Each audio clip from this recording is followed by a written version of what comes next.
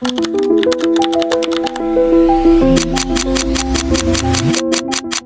everyone, welcome back to a new video. I'm trying out something different today. It's a mini day in my life where I walk you through the beginning of my day, which is what is happening now, how my day goes, and then the end of my day. But what's going to be different about this video is I'm going to be sharing my career journey. It's been 10 years now since I started working, including undergraduate internships, and wow, it's been a journey. This is me going to be sharing my career lessons, mistakes I've made, challenges I've faced, and how I think I have come out strongly on the other side for the challenges I've faced and just like plans for the future.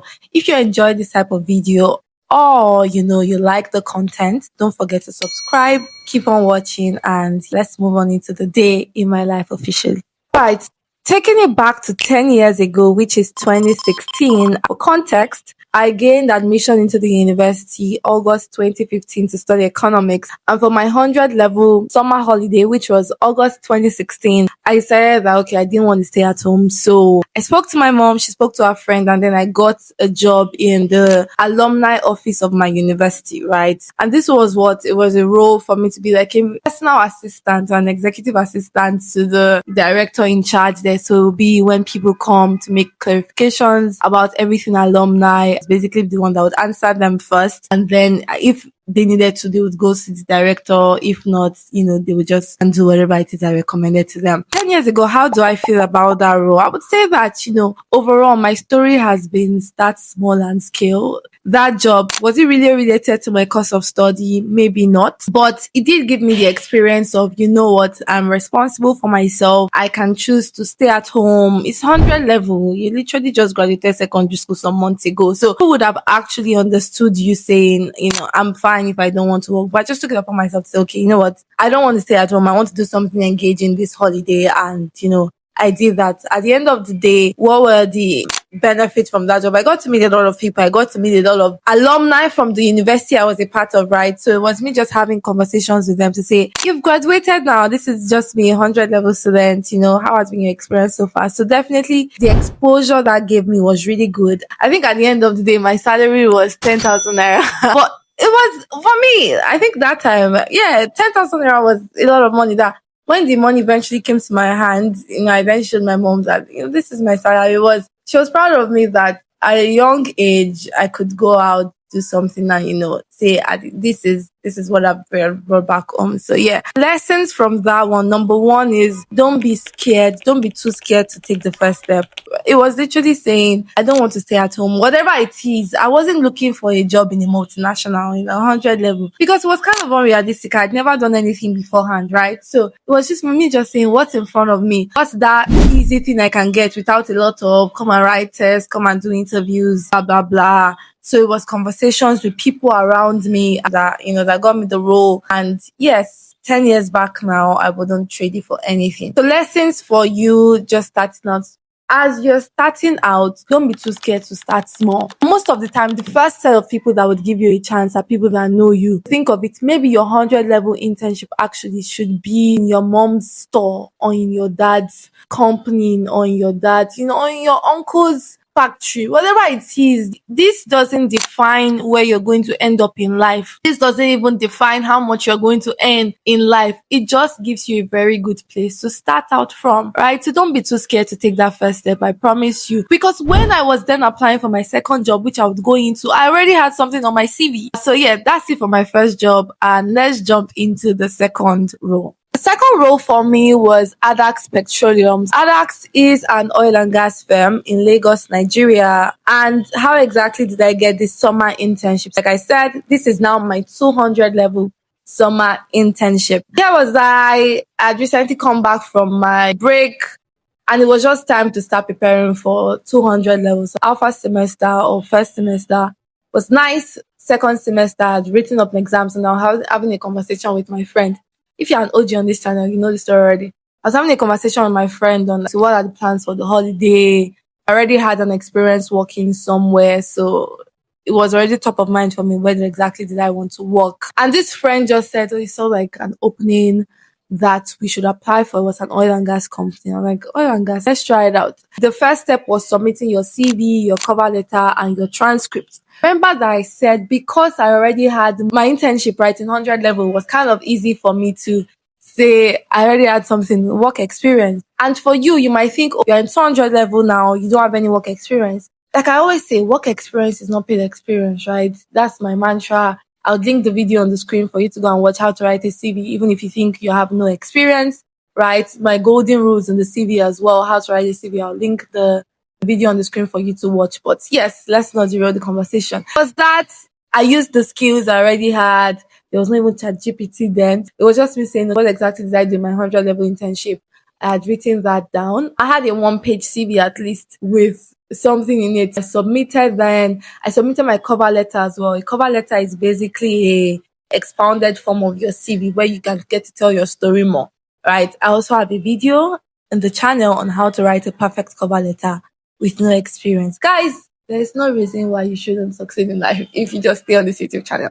Anyways, let's go back to it. Yes, I did apply for ADAX. The process was CV, cover letter, transcript. After that, we then got shortlisted to write a test, right? And then I wrote the test and I eventually got the job. Now, this was my first organization, real company setting, multinational organization internship. I remember it was in VI. So I used to travel at the beginning. I used to travel from Otta to VI every day because my parents stay in Otta. But yes, that's another thing. Actually, one lesson for you is you deciding to start out early just gives you, it exposes you very early in life. I think in the morning my dad would drop me, but then in the evening I'll use the staff bus and then jump bus. It was just a very interesting. What was I was 17. I was 17 at that time. Yes, I was 17.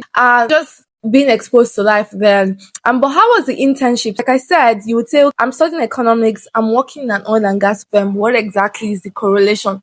I was posted to, I can't remember the details now, but I was posted to the economic planning or advisory part of the organization. So it was more around projecting, forecasting, revenue, planning for the oil and gas firm. Should they drill this well? If they drill this well, what are the economic projections, investment projections? It was more around planning than for the oil and gas company, given their oil rigs were in the south or something. Yes, that was my role. It was nice. It was nice actually because I got to meet other CU students there. That was where I met Fisayo. I think I remember meeting some other students that were even levels ahead of us. And I got good mentorship. I remember I had like 2 coaches there that they were just interested in this young girl that wanted to do. I was not up to 18, by the way. They're just interested in this young girl that wanted to take her life seriously, and they would teach me the job, but also advise me on different things to do then. I think at the end of the day, they paid us because it was for a month and they paid us 25k.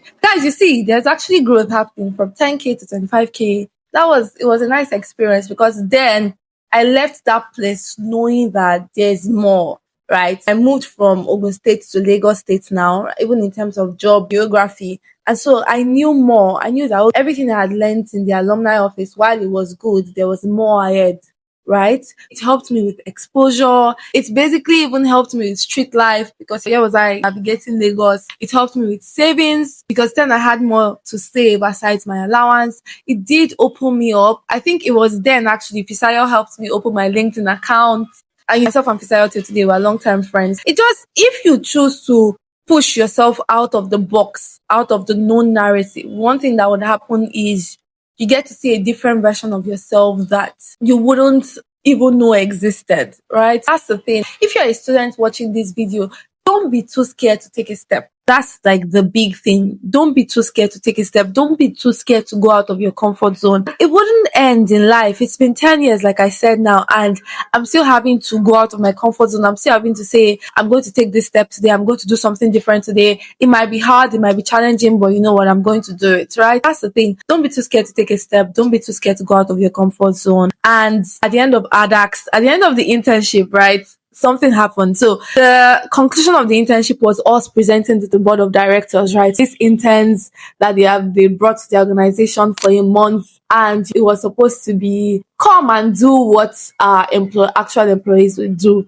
the likes of Petisayo and co, the actual petroleum engineers, they came, they presented how they would go about the whole oil drilling, exploration, blah, blah, blah. And then the other people came to say how they would do their own part of the job. And then I was to come in last to come and say, all of these people have said all of these things. This is what it actually means in financial terms. This is the MPV and the IRR. I was 17, guys. I'll try to insert a picture of myself of the presentation. I was like, very small girl. I still have that picture. So here was I before I was shaking. I was like, Jesus, look at let me embarrass my generation in front of these people. But it was good. I had the presentation. It was actually quite nice. I wish I recorded a video of the presentation. And at the end of the day, one of the guys or one of the men or the board directors or something came. He gave me a book. I gave me a pen. And he said, like, congratulations, you're a very good economist. I'm so proud of you. The future, something's ahead of you. I kept that book because it was a confirmation. And it just made me realize that you choosing to be intentional about your life would,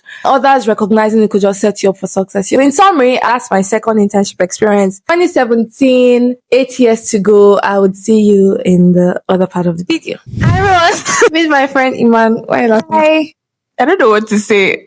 Iman is my very good friend, by the way. Aww. For my third internship, where exactly did I work? This time, it was my 300 level summer internship, and I decided to work in KPMG. For those that don't know, KPMG is a professional service company in Nigeria. How did I find out about KPMG? Like I said, so I'd worked at ADAX. I was well aware of the world of work, working in multinational, and I wanted to do something more related to my field. I was studying economics, and a couple of us actually from the economics department actually applied to KPMG for their summer internship. And then I got posted to the management consulting division actually. So it was there. I think KPMG was much more exposure than ADAX. ADAX were a maximum of 10 that got into the internship. ADAX was for a month. KPMG was for 2 months. And we're over 50 or so. It was actually a bunch of us that got into the internship across different divisions. That went well. What exactly did I learn from KPMG? I would say like it was the first time I ever knew about BCG, in fact, right? There was someone else that was interested in moving to BCG and was telling me about this company that does management consulting and I should think of them in future.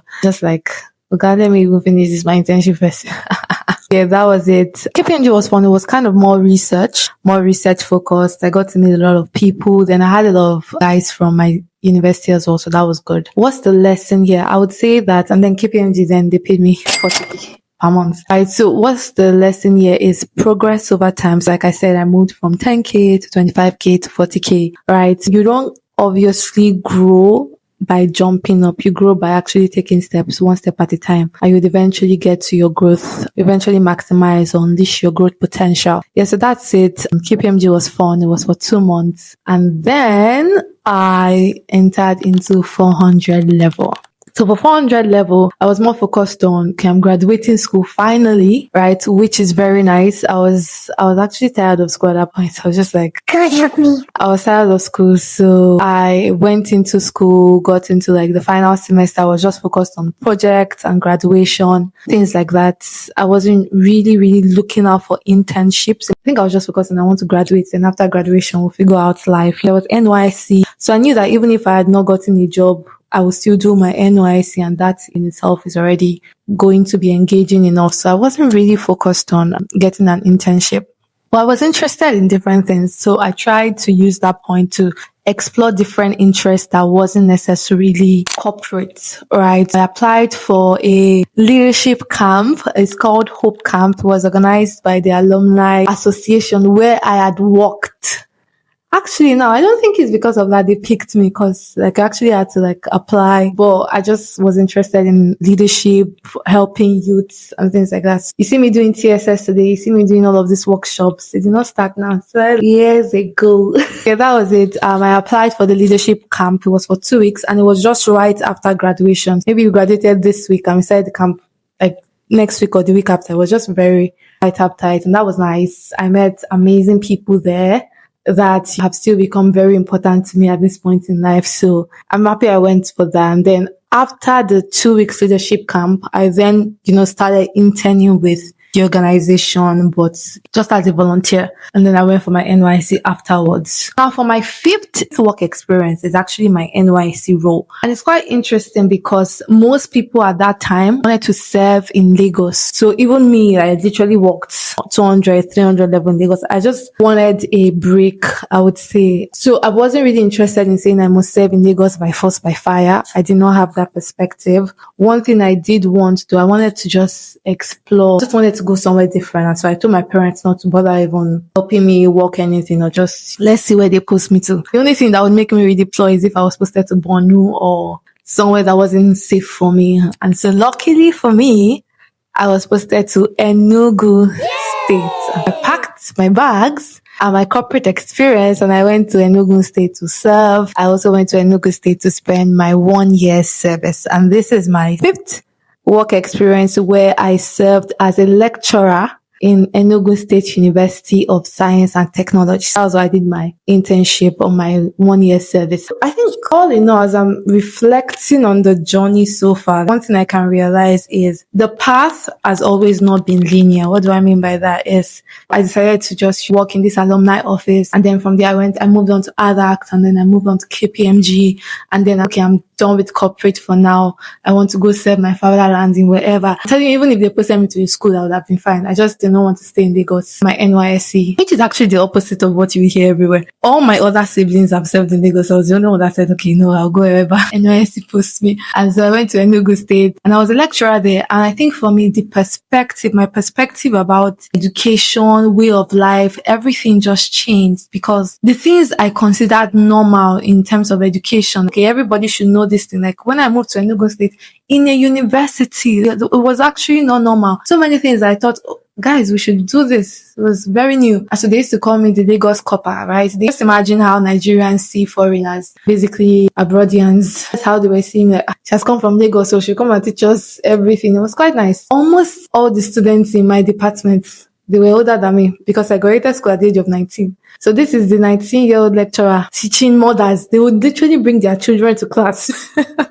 But yeah, I think of Enugu now. I'm like, who knows when next I will go to Enugu State? Who knows? You just take life experience and you make the most of it, because you never know if that opportunity will ever come back again. All right? Yep. That was it. Enugu State lecturer in the Department of Economics. I was teaching, was it development economics or international economics? I was actually an assistant lecturer. So I would go to class with a lecturer. I would mark scripts, conduct exams, write tests. I would help them mark tests. It was nice. I stayed in Enugu for about 3 months, actually, because it was the year 2020. There was COVID. And so I had to come back home to Lagos. I don't think I fully immersed myself in the experience of like lecturing, having to deal with different situations, but it was nice for me while it lasted. I think from April, I came back home to Lagos. I basically did my NYC in my house. And then I went back in October to pack my things and come back home. NYSC ended, but during the COVID break though, I started thinking of, okay, so NYSC is about to end. You're going to stay to settle down. What exactly are you doing with your life? Which I assume is why most people just stay in Lagos, so that it's like an easy continuity from NYSC just leads to probably a permanent job or a different job, but it's not like the start all over again. But I was willing to just explore life and see what came out of it. So after that, I came back to Lagos, Ogun State, where my parents stay, and I started applying for jobs. Now, this is me with my first class degree. This is me with my several multinational experience. This is me with my very smart, who am I that you would say no to me, or who are you that you would say no to me, mindset. And I applied for several jobs, actually. So let me just you guys. The first I think I applied for was PwC, right? I have KPMG experience. I knew of the big fours. I applied to PwC, and I think I applied, submitted my cover letter, transcript. Everything went well, but either they sent the invite for the test late or I missed it. One of them. I was supposed to write a test. I didn't see the email. And by the time I saw it, it was literally already, the test was already on, or the interview, I can't remember now. And I literally sent emails to them. I'm very sorry, I didn't see this email. What can I do? Do I need to come to your office? Blah, blah, blah. Maybe they will respond to me tomorrow, but let's just say that's how PwC left me. and I left PwC alone. Then the second, I remember applied to different companies. I applied to African Union, I applied to Exxon Mobil, I think I applied to KPMG again, or did I not? I can't remember. It's been a long time. But I applied to several companies. And one theme I want to bring out, because this is not just story for story's sake, it's a story for you to gain lessons out of it, is that as I was applying to different companies, there was a theme in mind, right? And people ask me, oh, how do you figure out your career on time?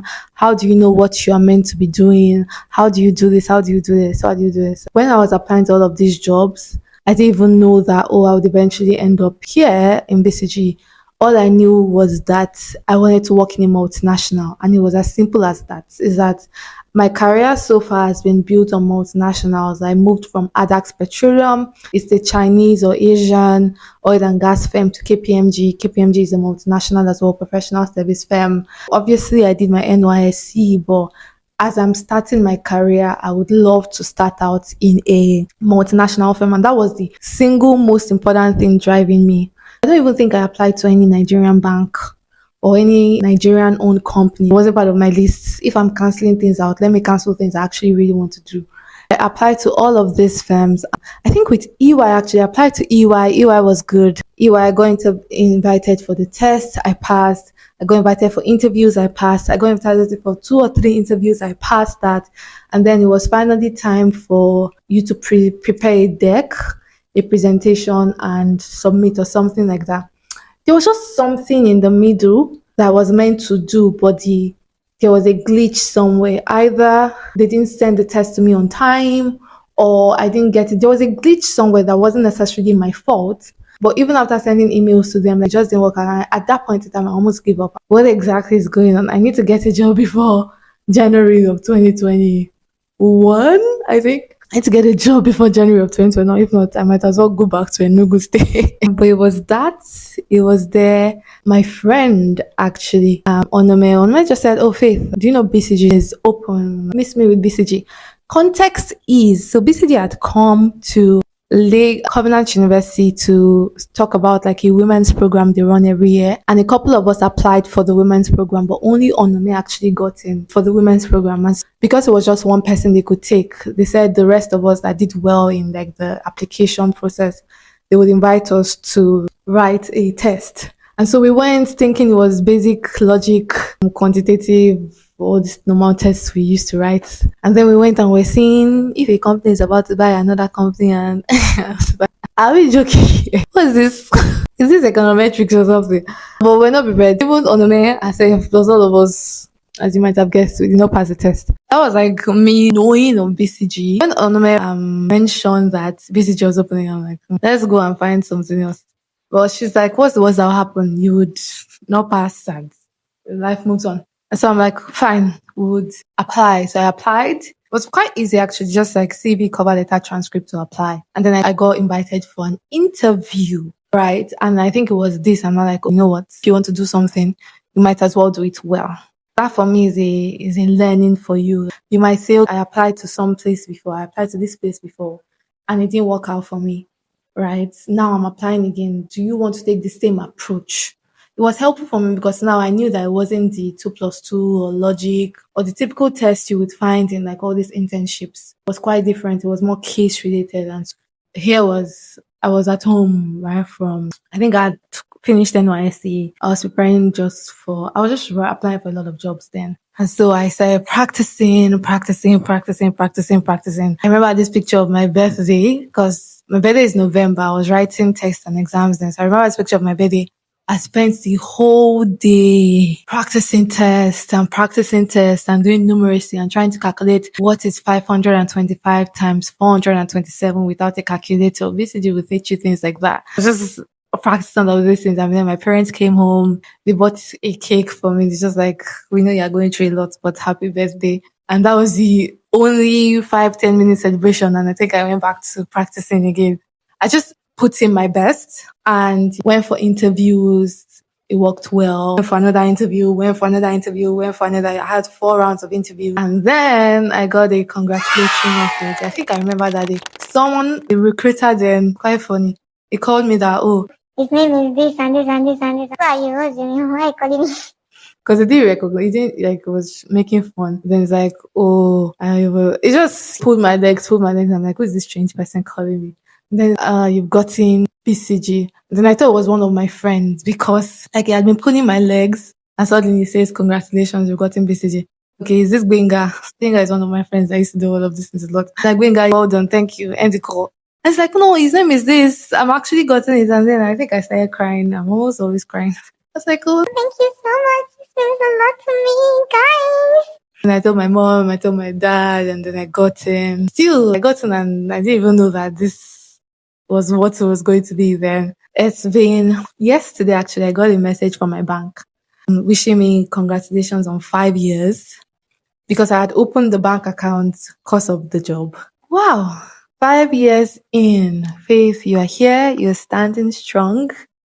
You're smiling. And now it's 5 years. And I feel like this video is getting into a different direction, but I actually don't mind if it's long, right, and good. 5 years in. I'm a different human being.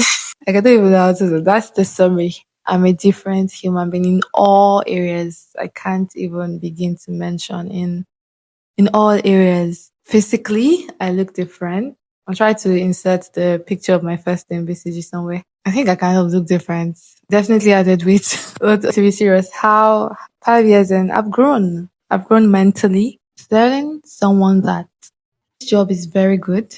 But I think for me, I've literally had this job in a phase of my life, in one phase of my life. I wouldn't trade it for anything. Like the phase of my life where I got this job at the beginning of my career, mentally, intellectually, no areas actually, mentally, intellectually, was like the best decision at that point or for this phase. And I'm happy that I got it in this phase of life that I got it in. So I'm quite grateful for that.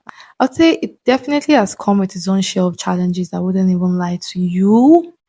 Right. Good example is today. Woke up with this bright idea of, oh no, it's been 10 years. 10 years, career wise, share your journey.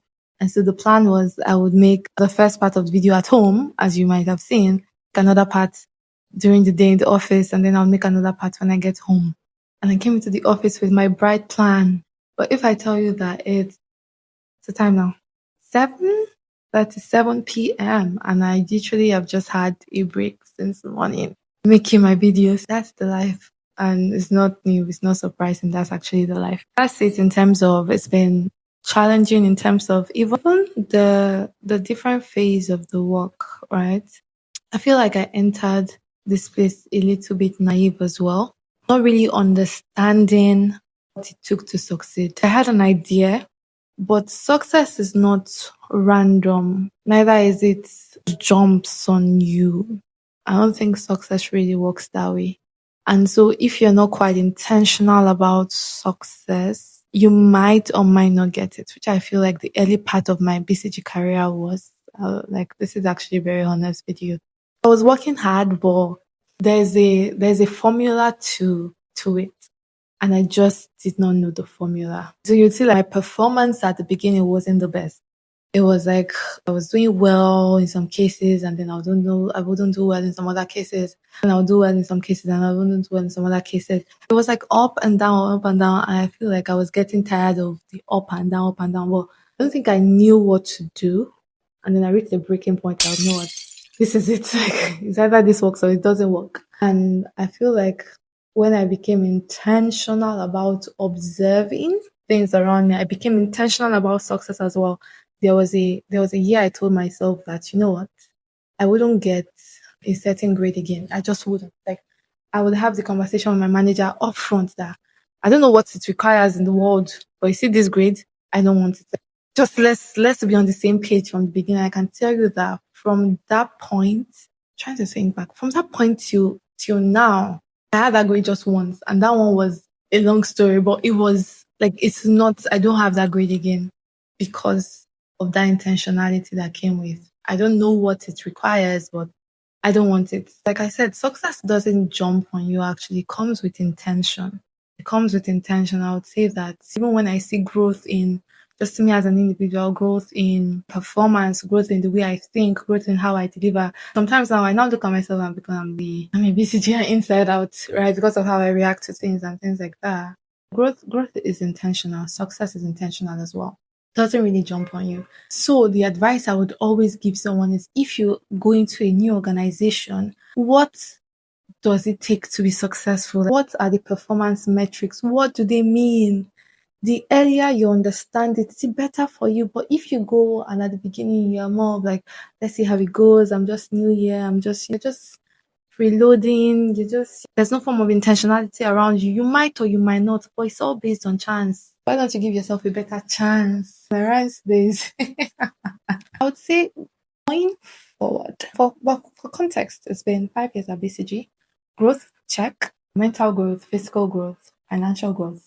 I think I'm more aware of myself. The second thing actually I want to say is know yourself and don't be apologetic for who you discover you are. Not in a bad way, but certain societal norms would expect you to do things the conventional way. For example, everyone is going on an MBA. Faith should go on an MBA. It's like the next logical step for most consultants. Yes, it makes sense. Do I want to do it? Maybe, maybe not. I'm not sure. You know what? I would hold off on that. But one thing I've realized is in my decision not to do the MBA, I realized so many other things I actually love doing. For example, my ability to come on YouTube, make this video, ability to host TSS. TSS is a mentorship program I run. Amazing. Ability to be invited for the career conferences, youth engagement, and things like that. Things I love. Yes, don't compare yourself. Like I said, you only think something is bad if it's relative to something else. You only think that I'm not doing well because you're comparing yourself to somebody else. You only think I'm not the first because you're comparing yourself to somebody else. Everything in life is almost relative. And if you choose to not being blind about your areas of improvement, it's not that, but not using other people's standards to determine your own standards. I think I just wanted to say that you might enter certain career or professions where there seems to be a norm, there seems to be a calendar of you do this for this, and you do this for this, and you do this for this. And sometimes it's structural in the sense that it's actually embedded in the way the organization is run. It has become cultural that because a lot of people have done it, then it's now becoming like an unsaid rule. If you realize that the unsaid rule doesn't necessarily fit your context, before you make that decision, maybe just take your time, or you might realize that there's some other things that you like to do that are not necessarily fits or don't necessarily fit with the context or the culture that has been set. I would say just be free to be you. Realize those things that really give you joy. It doesn't mean that these things won't come to you in the future. I might eventually go for my MBA, but I just wouldn't go for my MBA on another person's timetable. I'm happy with YouTube. I'm happy with TSS. I'm happy with all the other things I do. Just when I'm brainstorming with my brother on ideas for TSS YouTube, I'm just like, oh, we could do this and we could do this and we could do this. I'm just like, ooh, I love it. These things give me joy and I would focus on them for now. That's it. Going forward, what does the future look like for me? And I want to try to wrap up this video now because like I said, man purposes, God disposes. I may plan to wrap it up when I get home, but we both know that life could happen. What's the plan for Faith? 10 years career journey. I'm 26 and I'm celebrating 10 years career journey. So I was like, ooh, by the age of 36, I'll come back to celebrate 20 years. So by the age of 46, I'll come back to celebrate 30 years. It's quite nice. What's the plan for me going forward? Like I said, life is in phases. Men are in sizes. I'm identifying or I've identified the phase of life I'm in. I'm quite grateful for that phase. Looking forward to that phase. I'm looking forward to maximizing everything this phase comes with. And I'm now being quite intentional about preparing for the next phase of life. And this next phase could be in several areas. It's career, family-wise, it's maritally, it's spiritually. It's just like different phases of life. But I'm quite intentional of what the next phase might look like for me. And I'm currently trying my very best to prepare for that phase of life. Yes, that's it for me. In terms of career, I'm quite excited about the job I currently do. I'm navigating it. That's actually the summary.